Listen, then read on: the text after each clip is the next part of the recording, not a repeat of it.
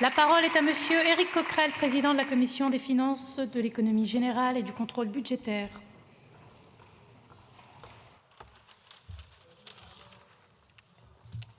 Madame la Présidente, Monsieur le Ministre, Messieurs les rapporteurs, chers collègues, nous débattons aujourd'hui d'un prélèvement sur les recettes de l'État au bénéfice d'une Union européenne à la dérive. Regardons de près ces contradictions, regardons à quoi sert cet argent public. La nouvelle Commission européenne est fraîchement désignée avec un virage à droite toute. C'est donc l'occasion de regarder ce qu'on nous prépare. Au lieu d'un accueil digne et humain, la Commission européenne nous annonce, je la cite, une approche globale en matière de migration et de gestion des frontières. Il faut entendre ici la militarisation globale des frontières européennes, l'enfermement global des gens qui ne sont coupables de rien. Le budget de Frontex a été multiplié par 140 en 14 ans, passant de 6 millions à 845 millions d'euros entre 2005 et 2023. Et aujourd'hui, la Méditerranée et la Manche deviennent des cimetières maritimes à ciel ouvert. Au lieu d'une bifurcation écologique ambitieuse, cohérente et de longue haleine, c'est-à-dire simplement suffisante, la Commission européenne nous annonce, je la cite, une double transition écologique et numérique. On ne peut pas avoir de bifurcation écologique dans une Europe aveugle où la révolution numérique est aux mains des géants de la tech. Les émissions de gaz à effet de serre des entreprises numériques explosent avec l'essor de l'intelligence artificielle. Plus 50% en 5 ans pour Google et 30% en 3 ans pour Microsoft, selon le journal Les Échos. Et pendant ce temps-là, la lettre de mission du nouveau commissaire européen à l'énergie ne contient même pas le mot pétrole. À quoi sert donc leur transition ? Au lieu d'une harmonisation sociale, fiscale, environnementale dans une union à 27, la Commission européenne nous annonce, je la cite, une union élargie et plus forte. Mais dans l'état actuel des choses, on ne peut pas avoir une union élargie et une union plus forte. En élargissant à marche forcée, on n'aura à la fin rien qu'un marché élargi où régnera encore un peu plus le dumping social et fiscal. Et une union plus faible. Jusqu'à maintenant, le principal bénéficiaire net du budget européen reste la Pologne, 77 milliards d'euros pour un pays qui produit 3/4 de son électricité avec du charbon. Jusqu'à maintenant, les Pays-Bas, l'Irlande, le Luxembourg, Chypre figurent parmi les pires paradis fiscaux du monde, selon Oxfam.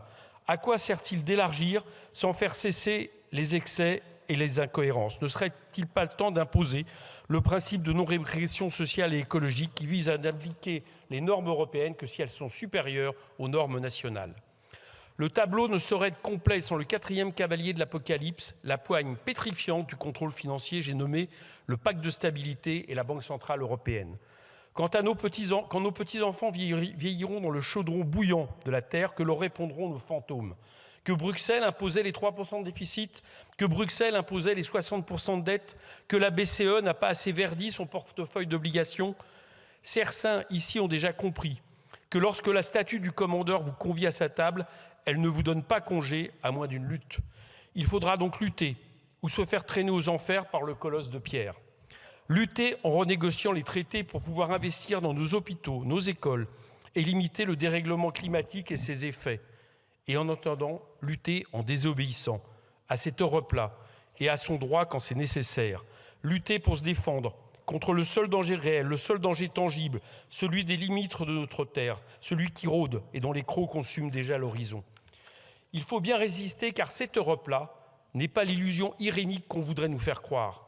Elle est pétrie de rapports de force, de bénéficiaires et de tributaires. D'ailleurs, il en est d'autres qui désobéissent depuis des années dans l'ombre. Les orthodoxes néolibéraux s'émeuvent du déficit budgétaire et de la dette publique, ces prétendus indicateurs qui signifieraient que la France est irresponsable, contrairement aux adultes dans la pièce, pour reprendre les mots de Christine Lagarde. Mais dans le pacte de stabilité, il y a aussi 2 règlements de 2011 sur les déficits macroéconomiques excessifs. Une des limites est la moyenne de la balance courante en pourcentage du PIB avec des seuils maximum de plus 6% et minimum 4%. Or, les données Eurostat sont claires.